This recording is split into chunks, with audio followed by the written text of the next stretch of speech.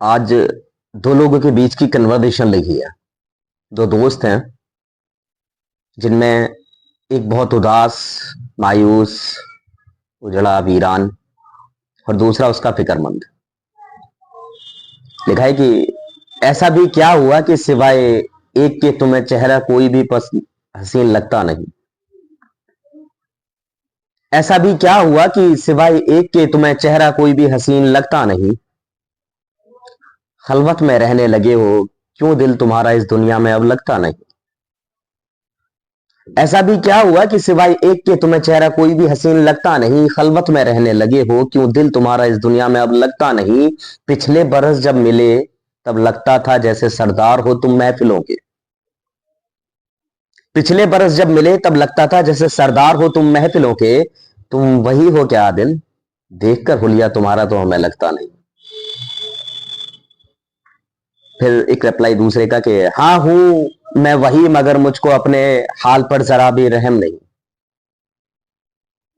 हाँ हूं मैं वही, मगर मुझको अपने हाल पर जरा भी रहम नहीं।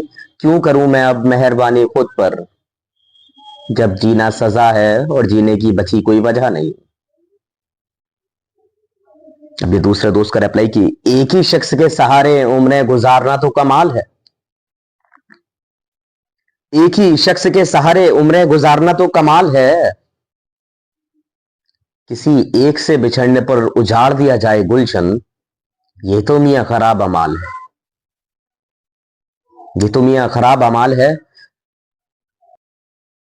फिर दूसरे दोस्त का रिप्लाई होता है कि अब करता फिरता हूं खुद से ही खुद के लिए बदकलामी में।